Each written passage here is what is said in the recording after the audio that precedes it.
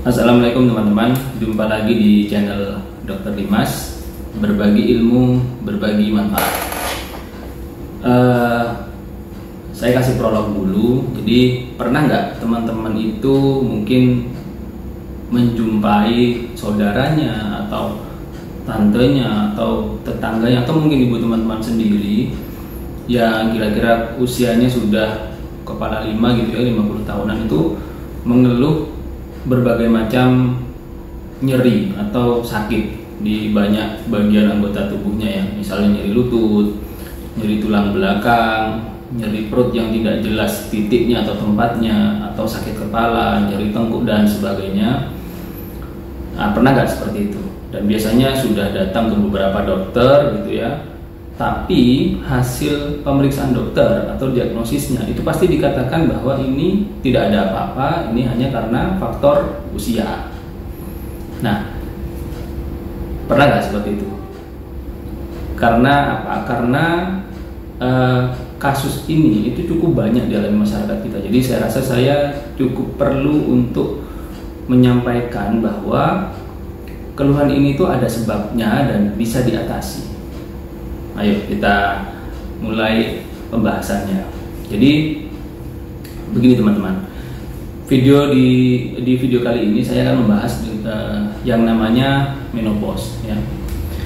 Jadi dalam setiap milestone seorang perempuan itu ada fase-fase yang sangat penting yang harus dilewati oleh seorang perempuan, yang mulai dari telar, kemudian menarche, puber, kemudian premenopause, menopause, dan postmenopause. Nah, fase-fase ini merupakan fase-fase normal dan salah satu fase yang relatif krusial dalam kehidupan seorang wanita, terutama untuk kualitas hidup seorang wanita, adalah fase menopause. Ya.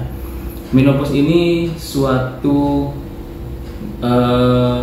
perjalanan yang akan dialami oleh setiap perempuan secara alami ya. Ada sih yang terjadi karena pembedahan misalnya ya, menopause dini karena pembedahan, atau menopause dini karena penyakit-penyakit tertentu. Tentu ini cerita lain dan kasus lain, dan ini memerlukan perhatian yang lebih serius ya, dan pemeriksaan yang lebih kompleks. Yang saya akan bicarakan adalah menopause yang terjadi secara alami, secara natural.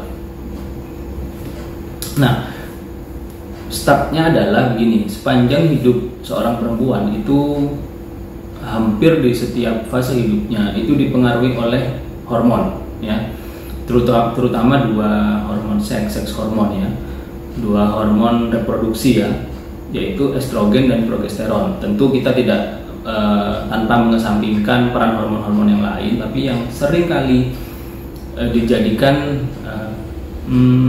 istilahnya itu regulator utama itu adalah estrogen dan progesteron ya.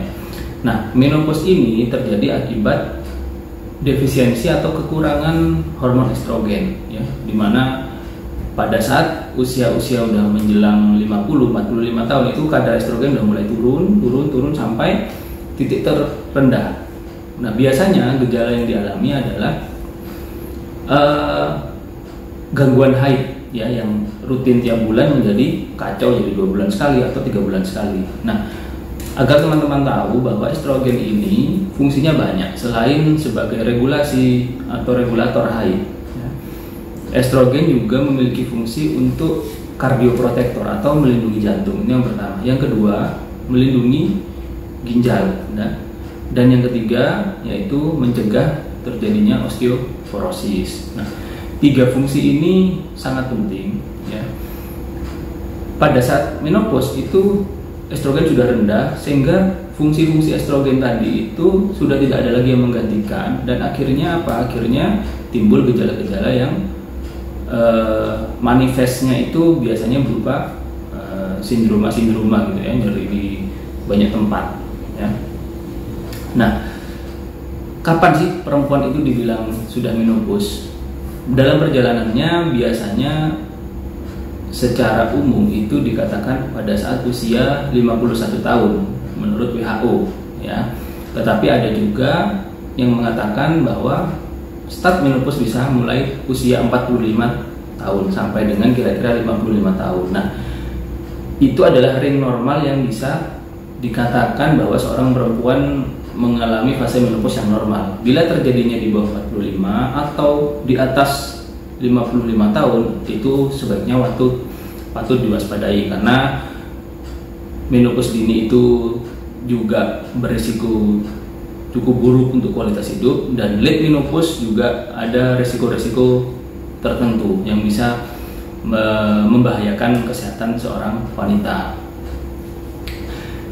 Seorang wanita akan dikatakan menopause kalau dia sudah 1 tahun sama sekali tidak mengalami haid. Jadi kalau misalnya 1 tahun masih 4 kali haid atau 1 tahun masih 2 kali haid, masih belum bisa dikatakan seorang itu mengalami menopause. Tapi kalau sudah 1 tahun full tidak haid sama sekali, ya, tanpa penggunaan KB dan sebagainya, maka itu yang dikatakan menopause. Ya. Dan ini adalah siklus milestone normal seorang perempuan. Ya. Kira-kira apa sih gejala yang sering muncul pada seorang yang sudah menopause itu? Ya. Saya beberapa kali bercerita bahwa estrogen memiliki peran yang sangat penting untuk kehidupan seorang perempuan. Ya. Tadi di awal saya mengatakan ada jantung, ada melindungi jantung, melindungi ginjal, dan mencegah osteoporosis. Nah, kalau estrogen itu sudah berkurang, fungsi-fungsi itu sudah tidak didapatkan lagi. Biasanya keluhan-keluhan yang sering muncul adalah kita mulai dari atas saja, ya. Biasanya ada keluhan nyeri kepala, kemudian ada rasa panas di leher, ya, kemudian ada rasa berdebar-debar, cemas, gitu ya. Kemudian ada nyeri yang tidak jelas tempatnya di dalam perut. Semakin ke bawah, kita kadang-kadang ada keluhan linu di paha, di lutut, atau yang berkaitan dengan osteoporosis, ada nyeri di tulang punggung, nyeri di sendi-sendi, dan juga nyeri di telapak kaki, ya. Nah, selain keluhan-keluhan fisik seperti itu, estrogen juga mempengaruhi kesehatan mental, ya. Estrogen juga mempengaruhi kesehatan mental, sehingga apa? Sehingga pada saat estrogen itu turun, ya, keluhan-keluhan mental itu seperti depresi, cemas, was-was, ya, ansietas, ya, itu cenderung akan mudah muncul, atau agitatif, ya, gampang tersinggung. Nah, masalah-masalah seperti ini sangat umum terjadi pada seorang perempuan yang sudah menopause. Biasanya keluhannya kalau malam sulit tidur, terbayang-bayang yang tidak-tidak, ya, atau karena dia nyeri di mana-mana. Biasanya dia juga membayangkan takut kena kanker, takut ada tumornya, takut ada sakit apa, bermacam-macam seperti itu, dan itu yang menyebabkan seorang perempuan itu kadang-kadang mengalami insomnia pada periode menopause-nya. Tidurnya tidak pernah nyenyak, kadang 1 jam tidur terbangun, kemudian tidur lagi, terbangun lagi, ya, kira-kira seperti itu. Dan biasanya juga relatif agitatif, ya, mudah tersinggung dan gampang ngomel, dan itu adalah akibat kadar estrogen yang sudah turun. Memang estrogen itu memiliki peran yang cukup vital untuk kehidupan seorang perempuan. Kemudian ada juga yang namanya hot flush, ya.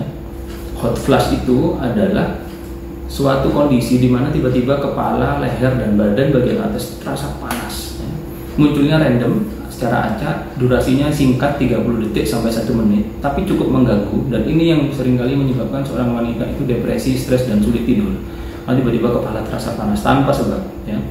Nah, itu adalah hot flush. Nah, gejala-gejala runtutan, kumpulan-kumpulan gejala ini itu yang disebut dengan sindroma klimakterik, ya. Sindroma akibat seorang wanita itu kekurangan estrogen. Oke, pertanyaan berikutnya, apakah menopause itu berbahaya? Pola pikirnya harus begini. Menopause ini kan siklus normal, bagian normal dari perjalanan seorang wanita. Semua wanita pasti mengalami menopause. Jadi kalau pertanyaannya apakah menopause ini berbahaya, tentu sedikit kurang tepat. Tapi apakah menopause ini mengganggu kualitas hidup? Maka pertanyaan ini saya rasa lebih tepat untuk ditanyakan, dan jawabannya adalah iya, ya. Menopause sangat mengganggu kualitas hidup karena yang sudah saya ceritakan tadi, dengan menopause itu gejala-gejalanya sudah mulai muncul segala macam, dan ya tentu saja mengganggu kualitas hidup. Biasanya seorang perempuan menopause dengan banyak keluhan itu shopping dokter, dari dokter sini nggak cocok, pindah ke sini tidak sembuh, pindah lagi ke sini tidak sembuh, berbagai macam dokter didatangi gitu ya untuk periksa, dan hasilnya sama saja. Mungkin diberi obat simptomatis, obat penghilang gejala atau penghilang nyeri, tapi setelah itu akan muncul lagi. Nah, itu yang dinamakan dengan shopping dokter. dan itu memang cukup sering dialami oleh seorang wanita yang mengalami menopause ya. Nah, sekarang apa yang bisa dilakukan pada wanita menopause untuk istilahnya memperbaiki kualitas hidupnya ya. Memperbaiki kualitas hidup itu supaya hidupnya itu enak, tenang gitu ya, tidur tidak terganggu, tidak mudah tersinggung, tidak cemas. Yang pertama tentu harus dipahami bahwa menopause itu adalah suatu fase normal dalam kehidupan seorang perempuan. Jadi ini bukan suatu penyakit. Kalau ini sudah dipahami bahwa ini bukan suatu penyakit, maka seharusnya mental itu menjadi lebih siap dan tenang. Oh, aku ini nggak sakit, ini adalah fase menopause. Dan pemahaman ini sangat penting supaya apa? Supaya tidak terlalu cemas, tidak menambah depresi, dan melakukan pemeriksaan-pemeriksaan yang tidak perlu ya. Padahal memang itu adalah gejala dari menopause ya. Nah, yang kedua adalah untuk mencegah osteoporosis ya. Yang paling penting adalah mencegah osteoporosis atau memperlambat osteoporosis. Jadi teman-teman, osteoporosis itu adalah berkurangnya massa tulang ya. Tulang yang padat menjadi renggang dan tidak padat dan menjadi keropos ya. Itu akibat ya tadi hormon yang sudah turun tadi. Dan biasanya memang keluhannya nyeri. Bahkan pada beberapa kasus kalau osteoporosisnya itu istilahnya cukup parah gitu ya, kadang-kadang ada terjadi patah tulang, padahal dengan trauma atau cedera yang tidak berat, misalnya kepleset, itu bisa menyebabkan patah tulang. Makanya seringkali orang-orang tua itu harus hati-hati dijaga jalannya. Karena apa? Karena jatuh sedikit saja udah bisa menyebabkan patah tulang ya.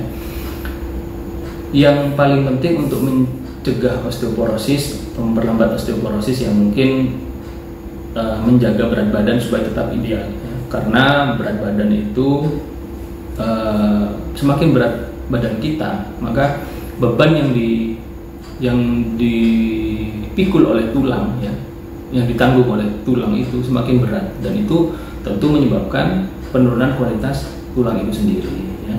Dan ini tentu harus sebaiknya dilakukan sejak muda ya. Harus beraktivitas fisik ya. Jadi untuk memperlambat mencegah osteoporosis itu harus melakukan aktivitas fisik, tentu disesuaikan dengan kondisi atau situasi yang sesuai dengan si perempuan tersebut ya, yang mengalami menopause. Jangan sampai misalnya begini, ada kasus-kasus kalau orang perempuan kalau sudah tua itu sudah ada nyeri lutut, nyeri kaki, jadi tentu tidak boleh melakukan olahraga yang terlalu bertumpu pada tungkai sehingga menyebabkan nyeri yang semakin berat ya. Jadi harus dipilih olahraga atau aktivitas fisik yang tidak bertumpu pada tungkai, misalnya ya yoga, pilates, berenang, atau sepeda ya, itu relatif tidak bertumpu pada tungkai yang terlalu berat ya. Yang ketiga adalah mengkonsumsi makanan yang tinggi kalsium ya. Contoh yang paling mudah adalah susu. Susu mengandung tinggi kalsium ya, ada kalsium, ada fosfor, vitamin dan mineral lain yang biasanya juga ditambahkan oleh produsen susu tersebut. Dan tujuan utamanya adalah kalau untuk usia menopause ya, tentunya itu menjaga supaya kadar cadangan kalsium dalam tubuh itu cukup tinggi sehingga tulang itu tetap melakukan produksi sel-sel supaya tetap berusaha untuk mencukupi kepadatan tulang ya. Jadi semakin bagus kalsium yang semakin banyak kalsium yang kita konsumsi, maka bisa memperlambat atau mencegah terjadinya pengeroposan tulang ya. Namun juga perlu diperhatikan bahwa susu ini kalorinya cukup tinggi dan biasanya pada usia-usia lanjut itu sudah ada penyerta-penyerta, misalnya kencing manis ya, atau riwayat stroke, atau jantung koroner, atau asam urat. Maka itu tentu perlu diperhatikan, jangan sampai karena inginnya mencegah osteoporosis tapi malah menambah penyakit lain yang seharusnya tidak perlu terjadi. Jadi diperhatikan kalau konsumsi susu, kadar gulanya, kemudian berapa kali sehari, harus dikonsultasikan pada dokter yang paham tentang gizi ya, mungkin ahli gizi gitu ya. Dan tidak hanya susu ya tentunya ya, kalau tinggi kalsium itu bisa ikan ya, hasil-hasil laut itu tinggi kalsium, atau telur ayam gitu ya, itu juga cukup tinggi kalsiumnya ya. Kemudian yang keempat ya, aktivitas fisik. Tadi saya ulang lagi saja, aktivitas fisik itu rangsangan dari proses aktivitas fisik kita itu membantu sel-sel tulang itu membentuk sel-sel baru, sehingga terjadi pembentukan sel-sel tulang yang baru, dan itu mencegah proses pengeroposan tulang ya. Dan tentu harus disesuaikan dengan kondisi yang sudah saya sampaikan tadi. Kalau ada nyeri, tentu jangan ada nyeri di sendi, tentu jangan memilih yang terlalu membebani pada sendi atau tulang ya. Kemudian yang kelima, alihkan perasaan-perasaan yang tidak nyaman tadi itu dengan hal-hal lain yang menyenangkan ya. Misalnya berkumpul dengan keluarga ya, atau melakukan hobi bagi yang ada hobi-hobi tertentu, misalnya hobi berkebun, hobi memasak, atau mungkin yang muslim bisa dialihkan dengan mengaji gitu ya. Jadi perasaan-perasaan yang tidak nyaman itu dialihkan supaya apa? Supaya tidak terlalu terpatri atau terlalu preokupasi terhadap perasaan-perasaan tidak nyaman tersebut, sehingga membuat keluhan-keluhan tadi itu semakin memberat ya, semakin memberat. Jadi dengan melakukan paham bahwa ini hanya menopause, dialihkan, maka harapannya keluhan-keluhan tadi juga berkurang ya. Nah, yang terakhir, kalau memang dengan modifikasi gaya hidup seperti olahraga, tinggi kalsium dan sebagainya tadi itu tidak membantu, maka bisa dipertimbangkan penggunaan terapi hormonal pengganti ya. Jadi saya cerita tadi bahwa menopause itu terjadi akibat kekurangan estrogen, maka supaya keluhan-keluhan ini bisa berkurang, maka dapat ditambahkan estrogen dari luar dengan mengkonsumsi obat ya. Dengan mengkonsumsi obat, harapannya kadar estrogen yang sudah rendah tadi bisa sedikit naik ya. Dengan menjadi sedikit naik, harapannya estrogen yang dibutuhkan tubuh menjadi tercukupi, dan keluhan-keluhan tadi juga bisa berkurang. Tentu pemberian hormon estrogen ini membutuhkan atensi atau perhatian dari dokter atau resep dari dokter. Jadi karena bukan tanpa resiko atau tanpa efek samping sama sekali, karena estrogen juga memiliki efek samping ya. Dan itu perlu dilakukan pemeriksaan yang cukup harus lengkap dulu ya, supaya memastikan bahwa tidak terjadi efek samping yang tidak diinginkan bila menggunakan estrogen dalam waktu yang cukup lama ya. Nah, jadi kesimpulannya adalah menopause bukan suatu penyakit ya. Menopause bukan suatu penyakit, dan menopause ini harus bisa diatasi dengan memperbaiki gaya hidup ya, dengan pemahaman tentang menopause itu sendiri, dan pemahaman tentang keluhan-keluhan menopause itu sendiri, dan pemahaman tentang bagaimana mengatasi menopause itu sendiri. Jadi itu sangat penting untuk dipahami.